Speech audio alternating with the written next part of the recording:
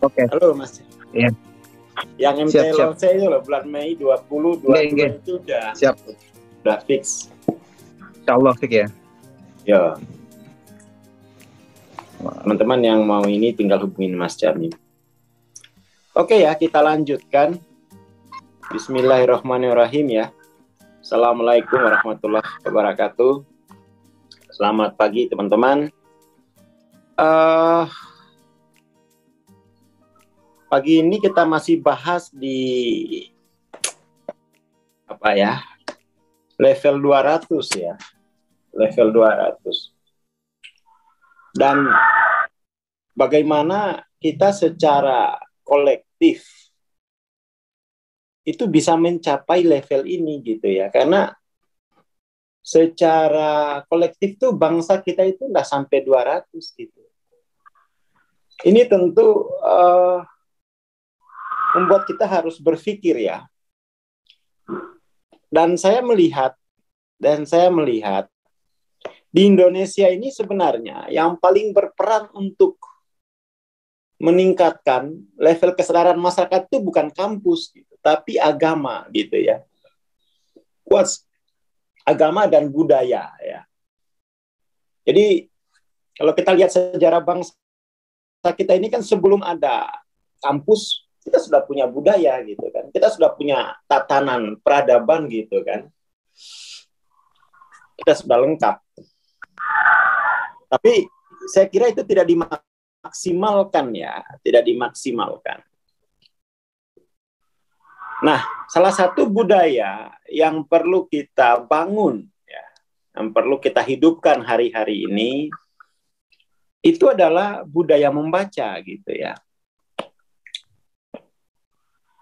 Budaya membaca. Tentu saja kita punya traumatik saya kira ya dengan membaca itu. Jadi saya melihat dari SD sampai SMA itu berapa tahun tuh? 12 tahun. 12 tahun orang membaca itu hanya dalam rangka untuk kepentingan informatifnya gitu ya.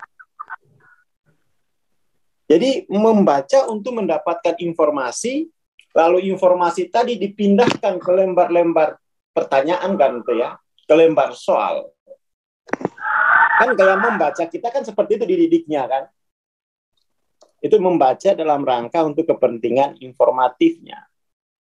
Jarang saya melihat orang membaca itu untuk mengejar kepentingan formatifnya gitu. Formatif itu dengan membaca kita akan ditumbuhkan gitu kan. Kepribadian kita akan tumbuh, diri kita akan meluas, proses berpikir kita juga menuju komprehensif. Nah, itu membaca dalam rangka untuk kepentingan formatif.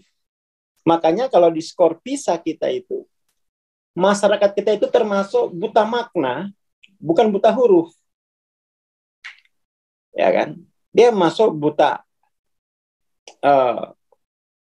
makna. Dan ini itulah salah satu yang mendorong PCI ini kayaknya perlu dibaca bareng-bareng gitu ya. Jadi kita membaca kutipan-kutipan, membaca buku, beda buku, bukan dalam rangka kepentingan informatifnya, tapi lebih dulu kita akan menuju kepentingan formatifnya gitu kan.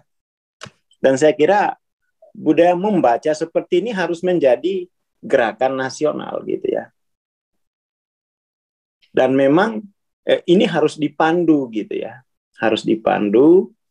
Jadi teman-teman yang sudah mengikuti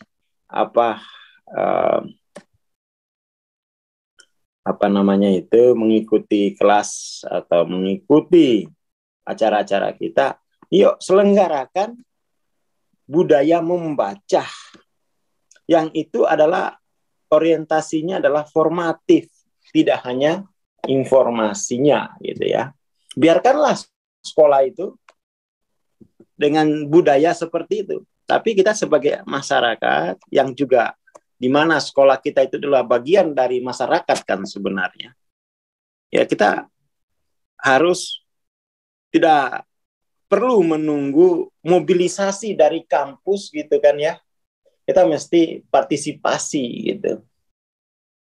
Itu satu poin ya untuk pagi ini. Yuk kita selenggarakan forum-forum semacam ini, kegiatan semacam ini, membaca untuk kepentingan formatifnya. Dengan begitu, seiring banyaknya bacaan, banyaknya buku yang kita bedah, maka pelan-pelan tumbuh keilahian kita ya. Jadi membaca untuk formatif ini itu adalah bagian dan menuju ilahi gitu ya. Ini bagian dari ubudiyah. Bagian dari ubudiyah. Yang kedua, poin kedua. Kemarin kita sudah membahas bahwa menyesal dulu baru nanti pertobatan. Menyesal.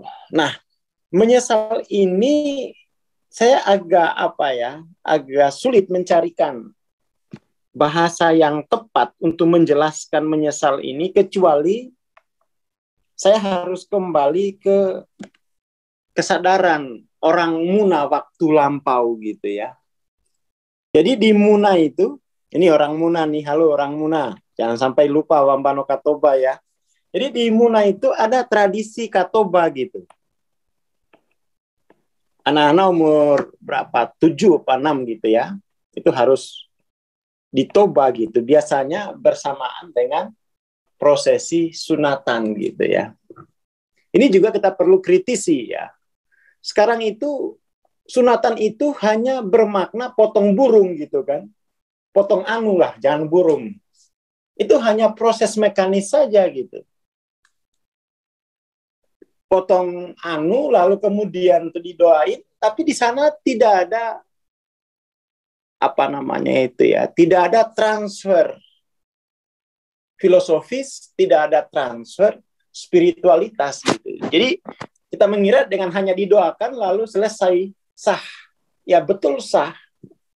Tetapi saya kira itu tidak cukup gitu ya. Tidak cukup sunat itu hanya potong gitu. Di kampung itu ya, di kampung itu saya masih ingat, saya waktu itu kelas 1 SD ya, 6 apa 7 tahun, kita ditoba gitu ya. Nah, dalam katoba itu ada namanya Wambano Toba. Wambano Toba itu istilahnya apa ya kalau kita? Itu adalah semacam filosofi sebenarnya. Ada filosofisnya gitu kan. Ada proses filosofis. Filosofis pertama dalam katoba itu, yang ini akan menjelaskan menyesal ya, itu apa yang disebut dososo gitu. Ini kamu tahu ini ya. Dososo. Nah, ini adalah sebuah kata, sebuah ungkapan kesadaran di masyarakat Muna. Dososo itu bukan kita menyesali bukan penyesalan individual kan sebenarnya ini kan. Jadi ini bukan penyesalan yang bersifat individual. Kalau penyesalan individual itu ya nanti regret gitu kan ya. Jadi ini dososo itu misalnya begini, ada sebuah sebuah refleksi mendalam. Misalnya saya nakal begitu ya. Saya nakal misalnya nyolong kelereng gitu kan. Lalu kemudian setelah nyolong itu kan, saya pernah nyolong sepatu soalnya ya. Sepatu aja deh. Nyolong sepatu gitu. Lalu akhirnya orang tua itu ya enggak pusing gitu memberikan wejangan. ingat lagi bahasa atau bamu bagaimana gitu kan. Kita disuruh ingat bahasa toba itu. Yang pertama dososo gitu kan.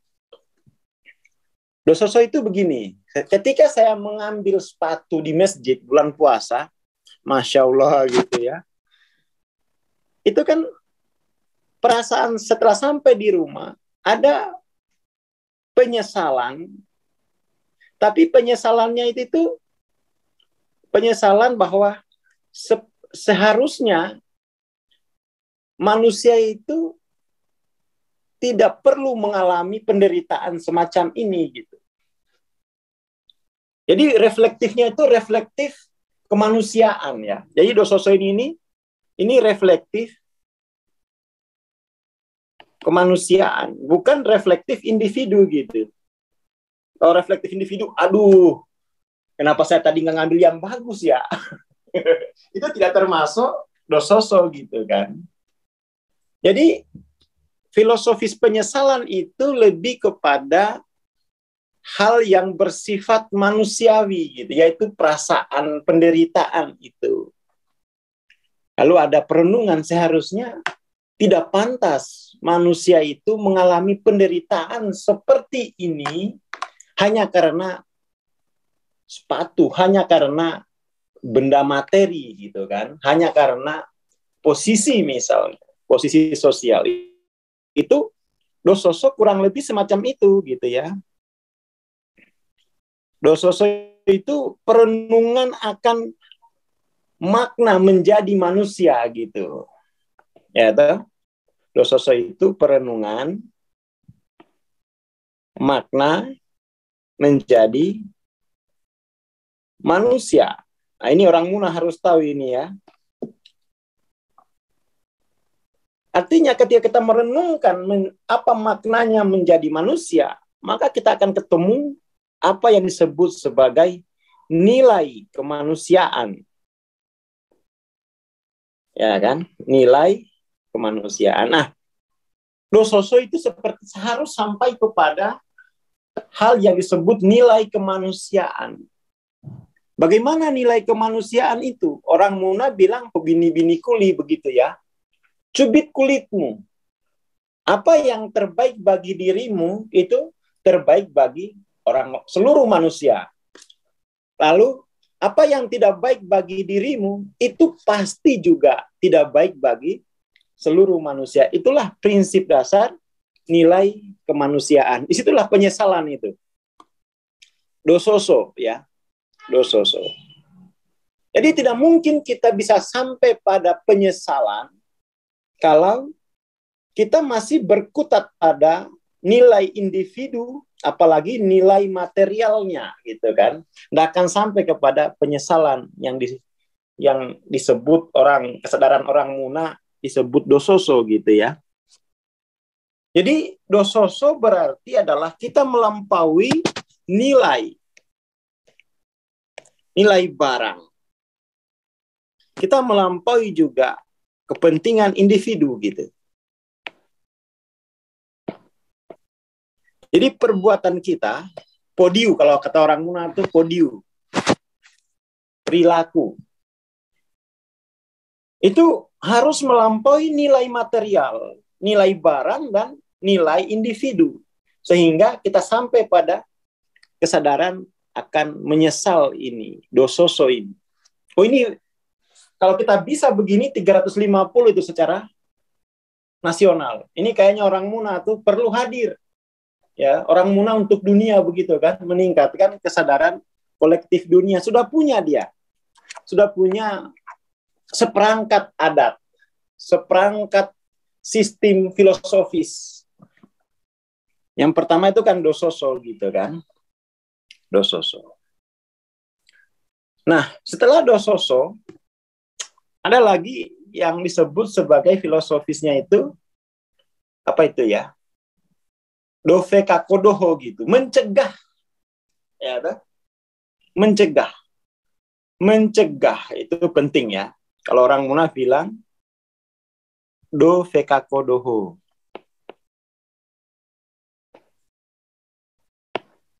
Mencegah jangan sampai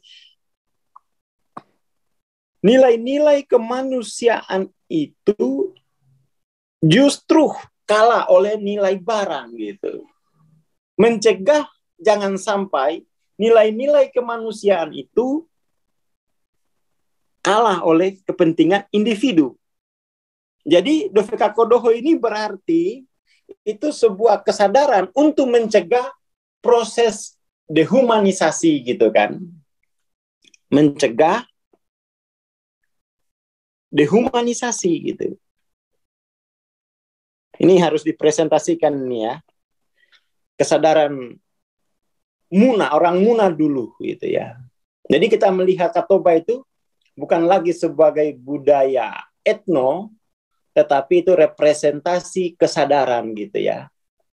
Jadi mencegah dehumanisasi gitu. Ketika kita lebih mengutamakan nilai barang, ketika kita lebih mengutamakan kepentingan individu di atas nilai kemanusiaan, ya disitulah sedang berlangsung proses penghancuran kemanusiaan. Maka orang Muna itu kita harus mencegah segala bentuk dehumanisasi gitu. Kita harus mencegah segala bentuk dehumanisasi. Bukan rasa bersalah sebenarnya ya. Dososo itu bukan guilty feeling. Agak sulit memang ini kalau yang karena di Muna itu dia sebenarnya kesadaran masyarakatnya itu kesadaran kolektif gitu, bukan kesadaran individual aslinya. Dan saya kira itu seluruh bangsa Timur ya. Bangsa Timur itu pasti kolektif, tidak ada kesadaran individu kan. Tidak ada. Paling tidak kita bisa lihat itu dalam filosofi gitu ya. Filosofi. Individualisme kan datang dari spirit kapitalisme ya. Spirit individual itu kan mungkin dia lahir dari etika individual itu.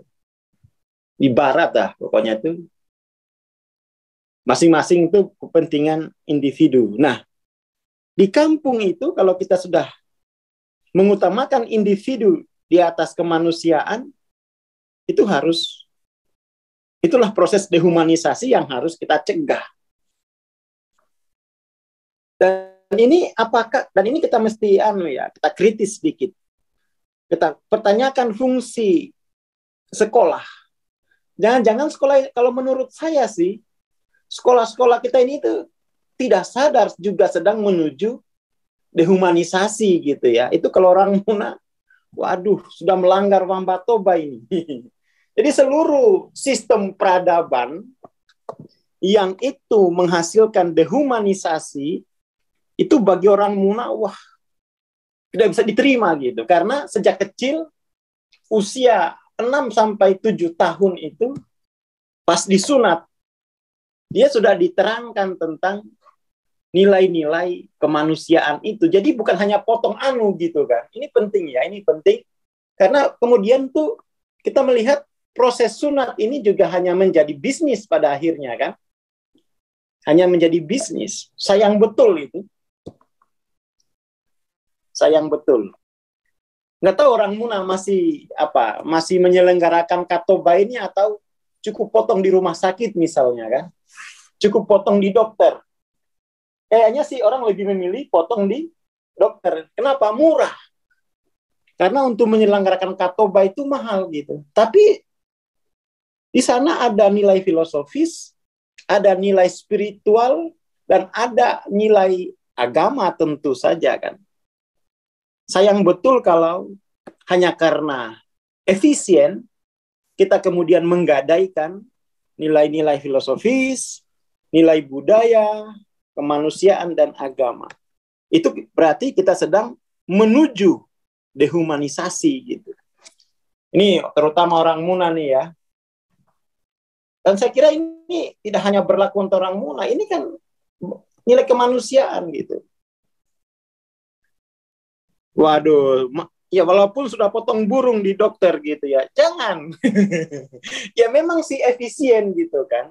Tetapi itu kita kehilangan hal yang paling penting daripada peristiwa potong anu itu gitu kan. Sekarang kemudian peristiwa sunat itu hanya persoalan daging gitu kan. Daging dan kulit gitu. Enggak. Kita dulu masih ingat itu, didudukin benar itu ya. Jadi kalau kita nakal, orang tua hanya bilang, ingat lambat toba, ingat bahasa ikrar tobamu itu seperti apa gitu. Apa harus dipotong lagi? Wah, ngeri banget gitu kan. Apa harus dipotong lagi gitu? Wah, ngeri banget gitu. Ini harus dihidupkan lagi nih ya. Harus dihidupkan lagi. Ya, ya, ya. Dan ini menjadi apa ya? Itu peristiwa budaya, peristiwa spiritual, peristiwa keagamaan gitu kan di sana tuh, karena Katoba itu sekaligus pengislaman namanya. Anak-anak itu diislamkan kembali di atas janji.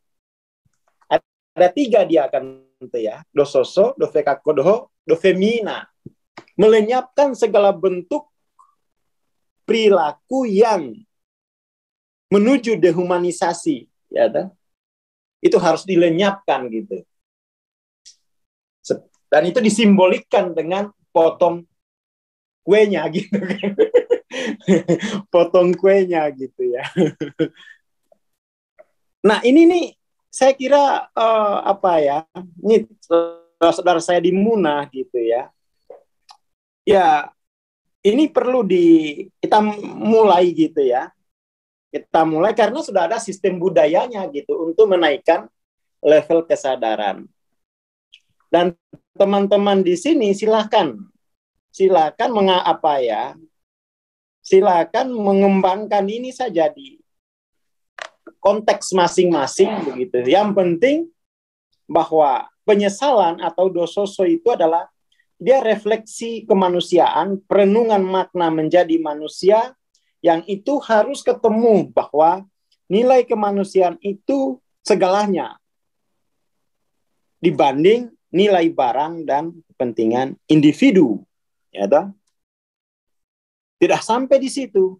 Mesti kita setelah mengambil janji itu, kita punya kewajiban untuk mencegah segala macam bentuk dehumanisasi, baik secara ekonomi, pendidikan, politik, apalagi itu. Ya termasuk dakwah, jangan sampai melakukan dehumanisasi gitu. Ya kan? Jangan sampai dakwah agama justru sedang melakukan dehumanisasi gitu. Politik terutama. Politik saya kira dari kacamata saya setiap pestanya itu melakukan dehumanisasi, di mana suara rakyat itu hanya dihargai dengan sembako, lagu dangdut, apalagi itu kaos partai, baliho gitu kan. Tapi setelah itu terjadi korupsi di gedung DPR gitu kan. Itu dehumanisasi gitu ya. Dehumanisasi. Sampai kita menyadari ini,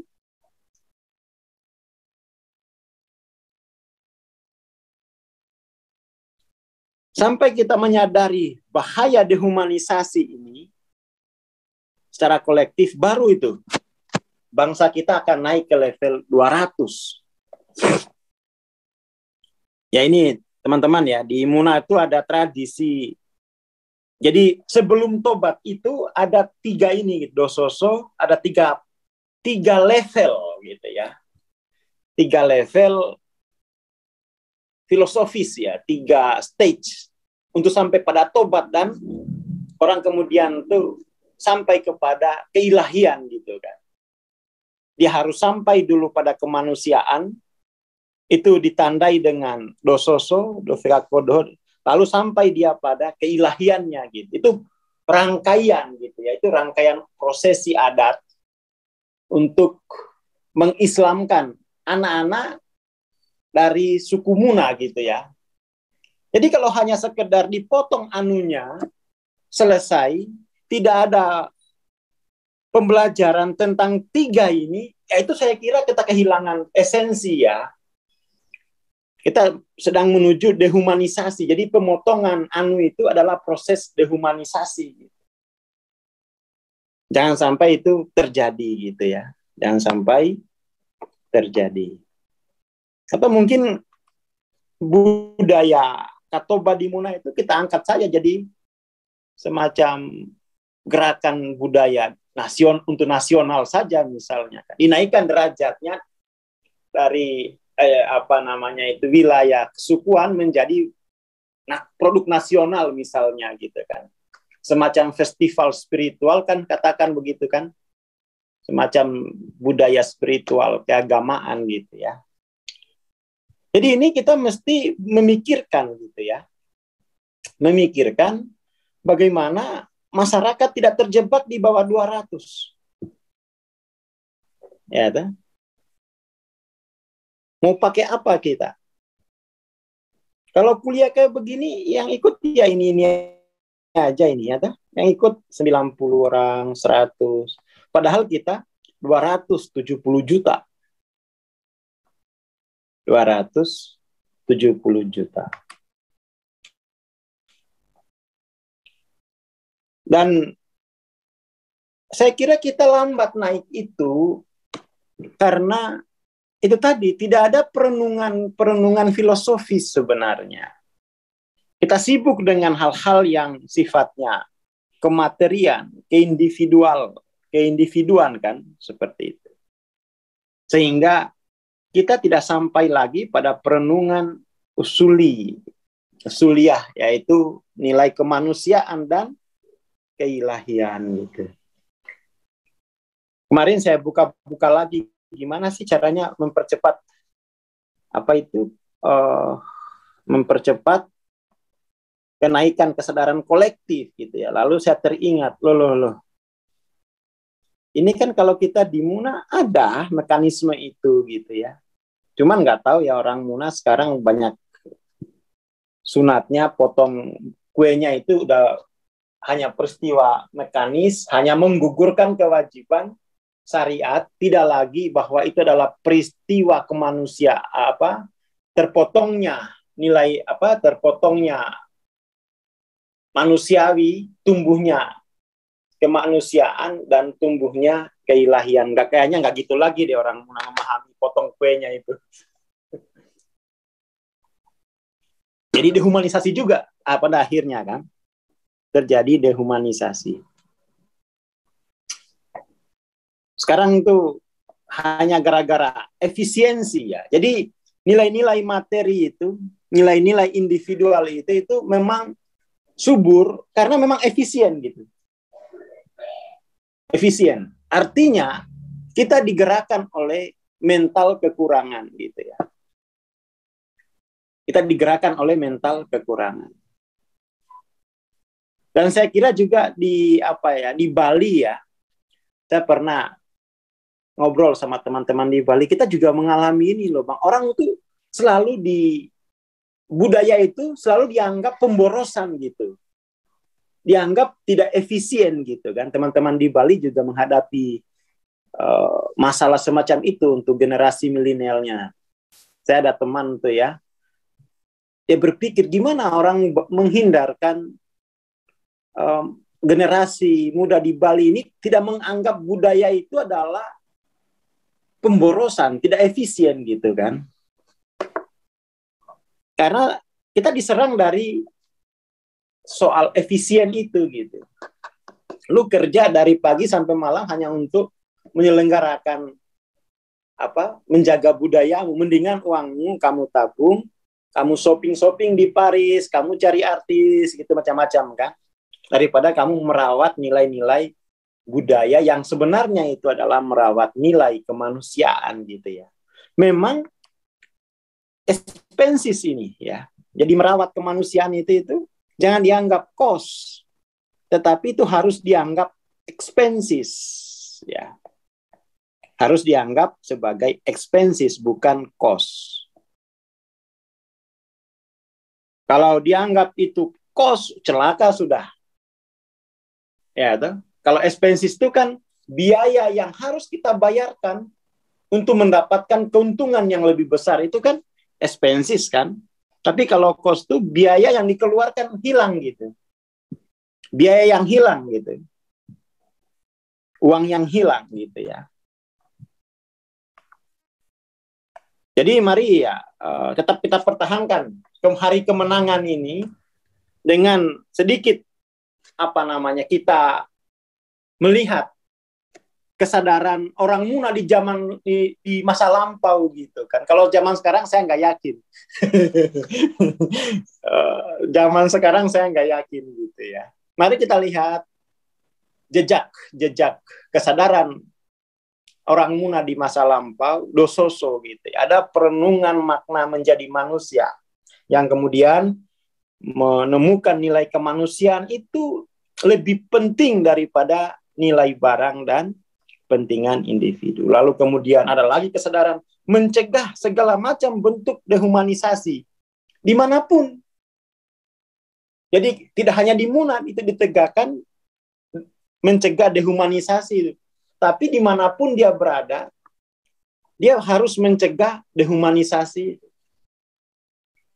Ya kan? Lalu kemudian dia juga berkewajiban untuk melenyapkan segala bentuk hak kegelapan yang mendorong dehumanisasi gitu. Artinya dia harus tercerahkan gitu kan. Dia harus tercerahkan. Saya kira itu pagi ini ya. Jadi kita mencoba membahas ego, melarutkan ego dalam perspektif budaya-budaya yang ada di sekitar kita gitu kan. Yang ada di sekitar kita. Ya, pagi ini kita coba membahas kesadaran orang Muna di masa lampau gitu ya. Masa sekarang saya kira ya inilah ya. Hancur, udah dehumanisasi. Jadi itu katobanya sudah gugur dia. Harus ditoba lagi gitu kan. Jadi kita perlu mengadakan tobah nasional ini ya. Kita perlu mengadakan katobah secara nasional. Kalau perlu secara dunia gitu. Secara dunia. Ya kan? Saya kira itu pagi ini ya. Sebuah perspektif baru bagaimana kita bisa menaikkan level kesadaran manusia Indonesia secara signifikan. Assalamualaikum warahmatullahi wabarakatuh. Waalaikumsalam warahmatullahi wabarakatuh. Terima kasih Bang Aswar. Terima kasih teman-teman. Ya, yang berminat mengikuti MTLOC bisa segera daftar ya. Insya Allah tanggal 20 sampai 22 Mei 2 pekan mendatang. Terima kasih, kita bertemu besok insya Allah. Wassalamualaikum warahmatullahi wabarakatuh. Selamat halal bihalal ya teman-teman.